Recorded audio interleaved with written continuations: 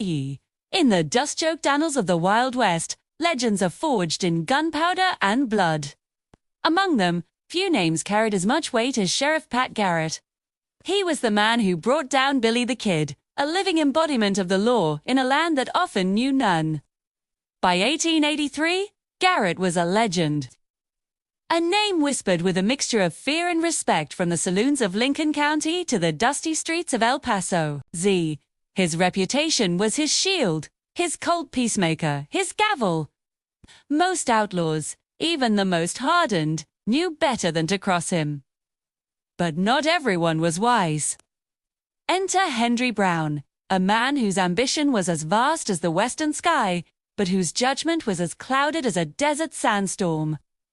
Brown wasn't just any cattle rustler or two-bit thief. He was a former regulator, a man who had ridden alongside Billy the Kid himself. He knew the life, he knew the risks, and he thought he knew how to play the game better than anyone else. After the Lincoln County War, Brown drifted his path, a winding trail of aliases and short-lived jobs. He was a lawman in Kansas for a time, a facade of respectability that barely concealed the restless outlaw heart beating within. By the summer of '83, Brown's ambition had festered into a dangerous arrogance.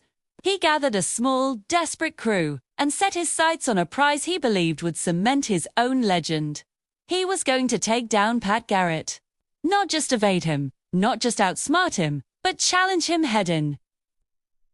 To Brown, Garrett wasn't just a sheriff, he was a symbol. Toppling him would be like toppling a king, and Brown craved the crown. His plan was simple, reckless, and born of pure hubris. He and his gang would ride into El Paso, where Garrett was serving as a Texas Ranger, and call him out. They would make a spectacle, a public showdown that would leave no doubt who the true power in the West was. News of Brown's boast traveled faster than a prairie fire. In taverns and on telegraph wires, the story spread. Henry Brown was coming for Pat Garrett. Most laughed it off. It was suicide. Garrett wasn't just a good shot. He was methodical, cold, and unnervingly calm under pressure. He didn't engage in theatrical duels in the street unless he had no other choice. He was a hunter, and men like Brown were his prey. But the whispers persisted, and a current of anticipation electrified the border towns. Garrett, ever the pragmatist, paid the rumors little mind at first. He had real work to do, tracking down murderers and bandits who posed an actual threat, not just a verbal one. As the reports grew more specific, detailing Brown's approach and his crew's movements, Garrett's attention sharpened. He wasn't a man to be trifled with, and he wouldn't allow his town to become a stage for some fool's fantasy. He began to prepare, not for a duel, but for an extermination. He quietly deputized a few trusted men, positioning them strategically around the town. He wasn't planning a fair fight.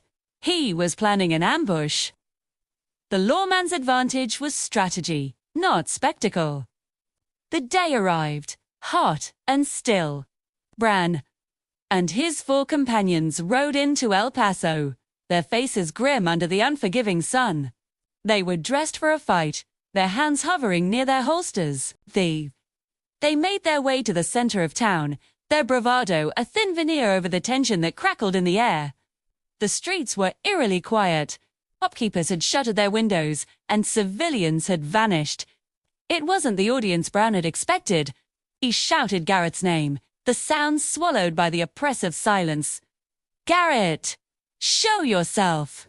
Let's settle this." The response came not from the sheriff's office in front of them, but from all around. A voice, calm and clear, cut through the air. It was Garrett. "You made a mistake coming here, Brown." Suddenly, from rooftops, alleyways, and second-story windows, the barrels of rifles appeared. Garrett's deputies had them surrounded, caught in a perfectly executed trap. Brown and his men were frozen, their grand challenge instantly reduced to a pathetic standoff they had no hope of winning. Panic erupted. One of Brown's men drew his pistol in a desperate, fatalistic move. the world exploded in a cacophony of gunfire. It wasn't a duel, it was a slaughter. Garrett's men, firing from superior positions, unleashed a devastating volley. In less than a minute, it was over. The dust settled to reveal the bodies of Brown's gang littering the street. Henry Brown himself lay near the town well. His challenge answered not with a face-to-face showdown, but with the cold, efficient reality of the law he had so arrogantly underestimated. Pat Garrett didn't even draw his own pistol. He walked out into the street, his tall frame silhouetted against the harsh sunlight. He surveyed the scene, his expression unreadable. He hadn't sought this confrontation, but he had ended it with ruthless finality. The legend of Pat Garrett grew that day, not as a quick-draw artist, but as a master strategist. A lawman who understood that in the Wild West, survival wasn't about being the fastest. It was about being the smartest. Henry Brown, on the other hand, became a footnote, a cautionary tale about a reckless outlaw, whose vanity led him to challenge a giant and who was crushed for his trouble. His name would be forgotten, while Garrett's would be etched into the very bedrock of American history. The story of Henry Brown and Pat Garrett is a stark reminder of the difference between outlaw bravado and the calculated power of the law in the Old West. It's a clash of two worlds, where one man's fantasy of glory collided with another man's grim reality. Garrett wasn't interested in fame. He was interested in order, and he enforced it with an iron will. This single, brutal event in El Paso perfectly encapsulates why Pat Garrett is remembered as one of the deadliest and most effective lawmen of his era. He didn't just enforce the law. He embodied its unforgiving nature. What do you think about this chapter of Wild West history? Was Garrett's response justified, or was it an overly brutal display of power? Let us know your thoughts down in the comments.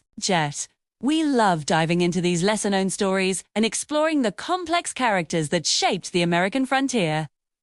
If you enjoyed this journey back in time, please give this video a thumbs up and subscribe to our channel for more tales of legendary lawmen and infamous outlaws. Don't forget to hit that notification bell so you never miss a new story. Thanks for watching, and we'll see you in the next one.